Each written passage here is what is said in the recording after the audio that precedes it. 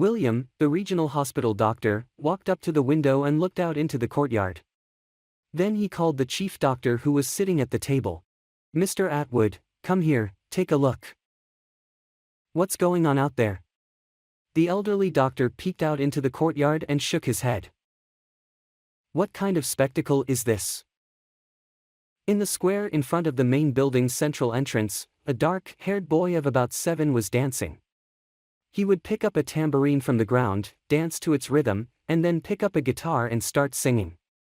A whole crowd had gathered around him, applauding the tireless dancer. "William, let's go and find out what circus has come to us and where the hospital security is looking," Mr. Atwood said discontentedly and headed for the door. They went down to the courtyard and immediately heard the boy's ringing voice. "So forward to the Gypsy Star, nomadic, towards the sunset, where they tremble." "Stop, stop." Mr. Atwood pushed through the crowd, approached the boy, and took him by the hand. "Who are you?" he asked sternly. "And why are you disturbing the peace of the hospital? Don't you understand that there are sick people here who can't be disturbed? And you're shouting at the top of your lungs." "I'm not shouting, I'm singing," the boy objected. His name was Eric the Gypsy. His mother was in the hospital, and he wanted to make a lot of money to pay for her treatment. No one would hire him to work, but he could sing. Eric showed them a few crumpled bills and some change. "I already have almost 300 rubles. Soon I'll have more and I'll go to the doctors." "So, young man," the old doctor said imposingly. "Firstly, healthcare in our country is free, and no one will take your money. Secondly, don't try to deceive me by saying that you're collecting money for your mother. I know you gypsies. And thirdly, take your musical instruments and go home. I don't want to see you here again. Do you understand, or I'll report you to the police." "But I'm not lying, my mother is here. She's sick and needs my help. Why are you chasing me away?" The boy struggled to hold back his tears, but the doctor was relentless. "Fine, you have 5 minutes, but I don't want to see you here again." Mr. Atwood turned and walked into the clinic, with William following him. "Were you too harsh on the boy?" William asked the chief physician after a pause. "What if his mother is really here? Shouldn't we find out?" "I have nothing better to do." Mr. Atwood waved his hand. "Don't you remember, William, you can't trust these people? You're not a child anymore. How old are you, 30? 35, William corrected him. "All the more reason to learn to filter people. Anyway, I'm going to my office. In a couple of days, there will be a whole council of doctors coming to discuss Mr. Jones.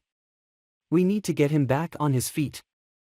After all, half the city lives off his donations, and he will give us a lot of money. Maybe we should transfer him to a clinic in the capital." "No, you're not yourself today, William. I won't give up such a patient for anything. You understand that he will be grateful to us for the rest of his life for returning his health.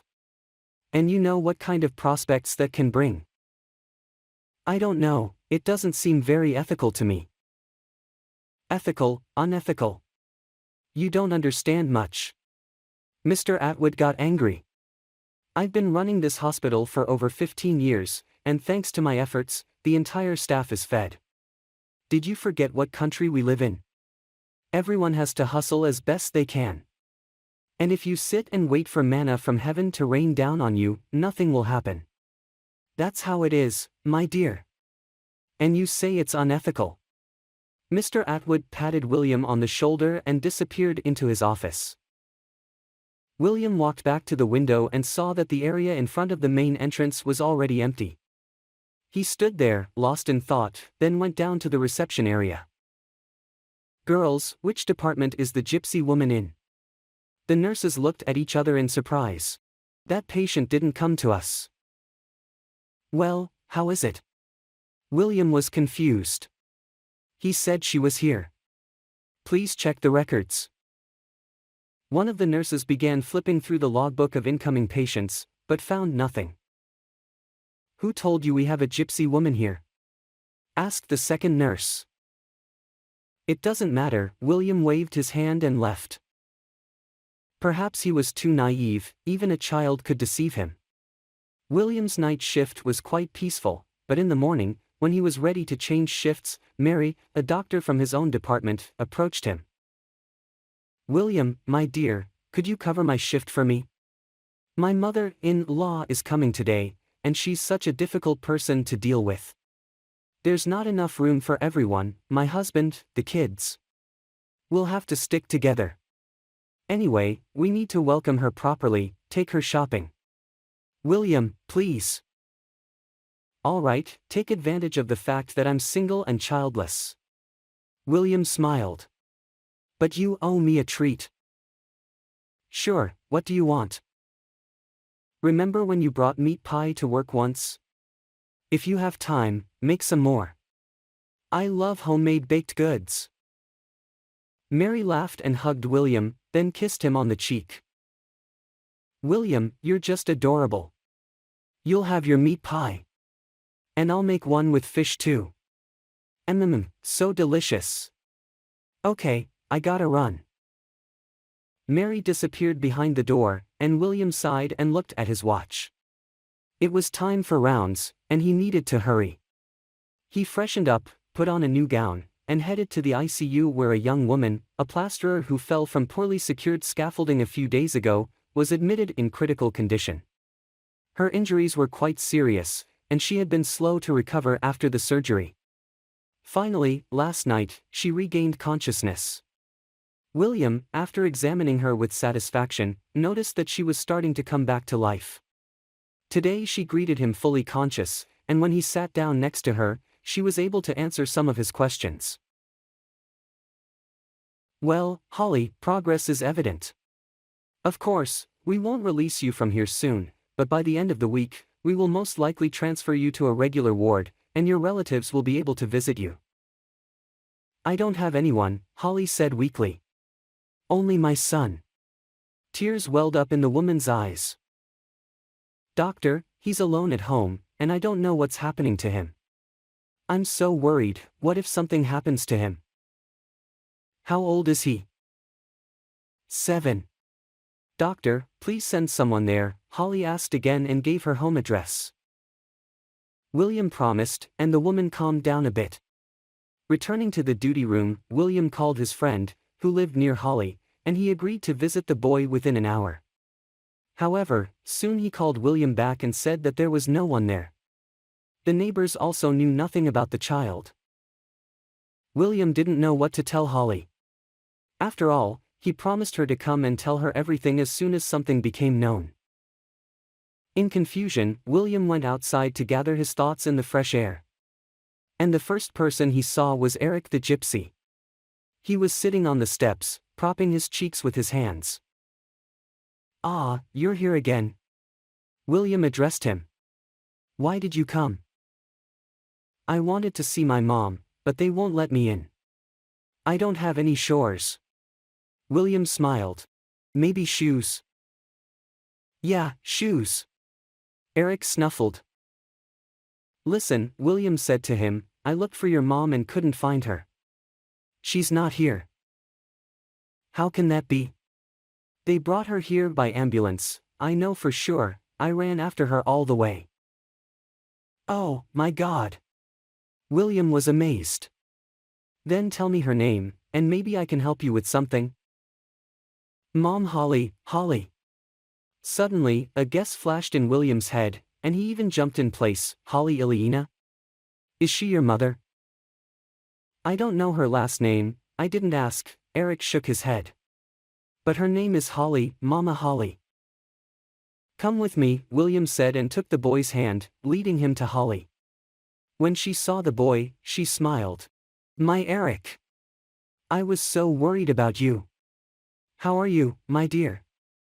Are you scared, hungry? Did you lose me, maybe? No, Mom, I knew something had happened to you. I came to your workplace, brought 2 pies, and Miss Davis treated me. They told me you fell. I saw an ambulance and ran after you, but they wouldn't let me in here. Do you know what he came up with? William asked Holly. He sang songs in the hospital yard to collect money for your treatment. My Eric! The woman gasped, tears filling her eyes. How is this possible? You need to get treatment and eat well, Eric said maturely. Your son is right, William nodded.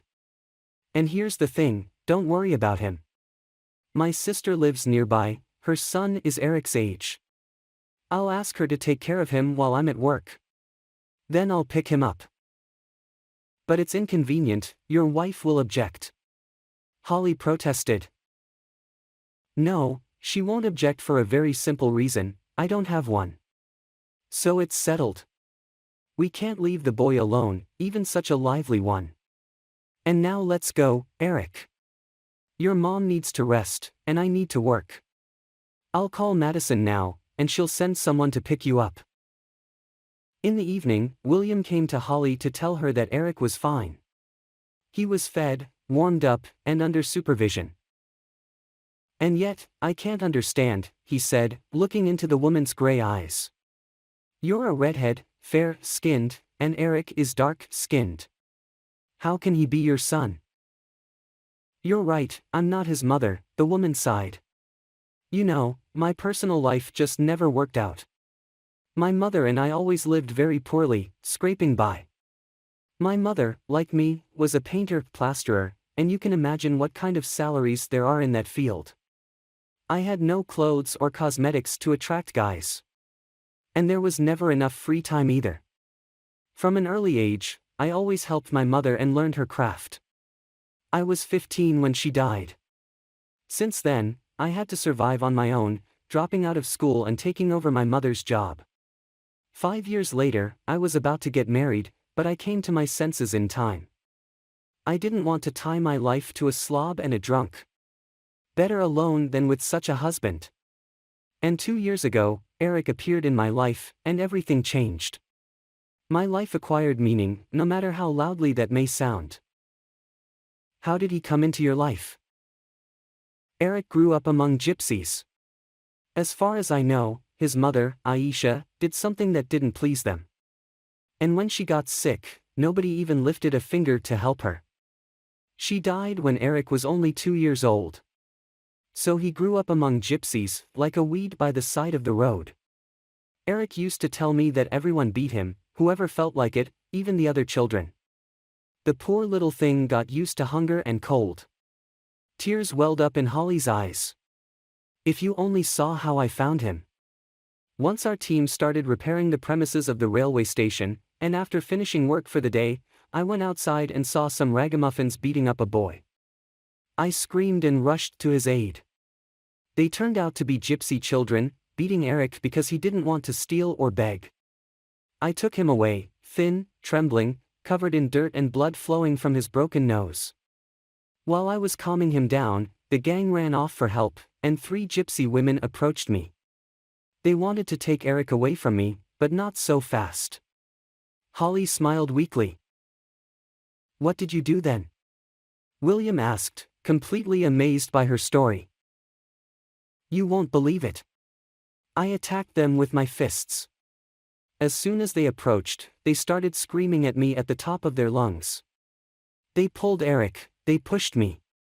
Well, there you go, I got angry. Holly paused and continued. One gypsy woman grabbed me by the hair and said she would curse me with misfortune. So I pulled out a strand of her hair and told her to try it and see what kind of witch I am. William laughed. Fair-haired Holly with huge gray eyes looked least like a witch. Rather like a fairy, a very sad one though. Well, that's how I won over Eric. We've been living together ever since. He's a very good boy, kind. And such a helper. We do everything together, Holly said. Holly paused and corrected herself. We did everything together. I was told that my spine is damaged and I won't be able to walk again. You know, I'm not afraid of death, I just worry about little Eric. Everything will be fine, Holly. William blushed, knowing his words sounded unconvincing, but repeated anyway. Everything will be fine. The next morning he came to his sister's to see how she was managing with Eric. Madison said he wasn't giving her any trouble. In fact, he had become friends with her son. "Sit down, have breakfast," she pushed her brother towards the kitchen. "And while you're at it, tell me where Eric came from." William told her and then asked Madison to make him some coffee. "I've worked 2 shifts and now I have to go back to the hospital." "Are you crazy? You think about your health?" His sister scolded him. "There's a medical board meeting today, I have to be there." "Is it about Holly? You said she had serious injuries." "No, unfortunately, she doesn't have enough money to surround herself with medical luminaries. It's all for Mr. Jones, you know him." "I've heard of him, but wait, we have to help Holly somehow. Maybe organize a fundraiser?" "That's going to take too long. She needs urgent neurosurgery, otherwise time will be lost. By the way, Mr. Miller, the best neurosurgeon, is coming to us today. Maybe talk to him." "Madison, have you forgotten which country you live in?" exclaimed William, only now noticing Eric standing in the doorway. "Well, how are you?" "Fine," the boy nodded and went into another room. "He's worried," William said quietly and sighed. "Anyway, I'll try to talk to Mr. Miller, although it's like believing in a miracle." Half an hour later, William returned to the hospital, and an hour after that, he and Mr. Atwood went out to meet the arriving doctors.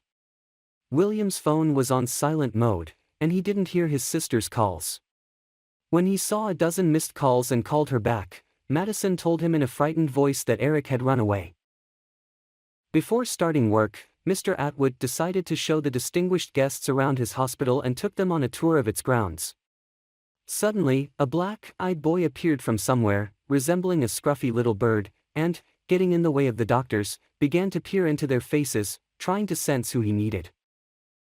"Are you Mr. Miller?" he asked, pulling on the sleeve of a tall, thin man. "No, I'm Mr. Simon." "And who are you?"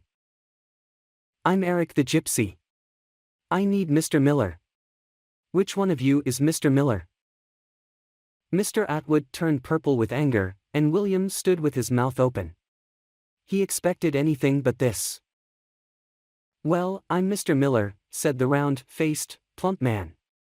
"And why do you need me, young man?" "Save my mom.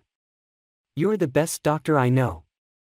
She needs some other kind of surgery, not a surgical one. And only you can help her." "I don't understand anything," Mr. Miller shrugged. And Eric helplessly looked around, not knowing how to explain to these people what he himself didn't understand, overhearing William's words. He only guessed that today the best doctor who could save his mom Holly would be at the hospital. William understood the boy's confusion and stepped forward. His foster mother was injured in a fall from scaffolding. She needs urgent neurosurgery. Only you, Mr. Miller, can do this. Mr. Atwood couldn't take it anymore. "William, what do you think you're doing?" "Nothing," Mr. Miller waved his hand. "Let's go see the 2 patients. Can we refuse such a wonderful son?" But Mr. Miller, one of the doctors standing nearby, asked, "What about the plan? These operations are strictly scheduled." "Nothing. If I can really help his mother, we'll perform the operation as a clinical trial." Suddenly, Eric stepped towards Mr. Miller and hugged him as best he could. "Thank you," he said, choking up, and recalling William's words, he added, "This is simply a miracle. A miracle is when a son loves his mother like you do, little friend. And now let's continue on our way. We have very little time, and thanks to you, more work has been added." Mr. Miller tousled the boy's messy hair and walked away, with all the other doctors hurrying after him. Only William stayed behind and held Eric by the shoulder. "Go to my office, sit there and don't show your face, understood?" "Understood," the boy nodded and ran in a skip to the office that William had shown him just yesterday.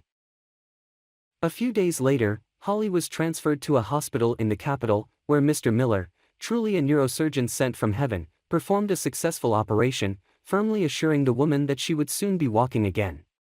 Throughout all this time, Eric lived with William, and when he went on duty, he stayed with Madison, his sister.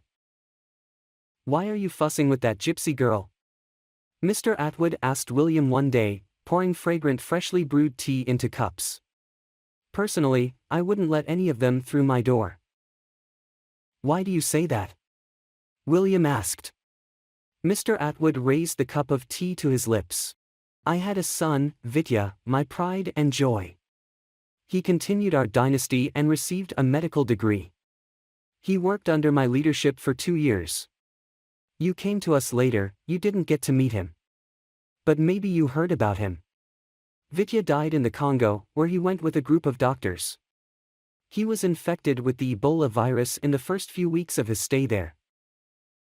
"Mr. Atwood, this is a great tragedy," William said, looking at the chief doctor with a lowered head.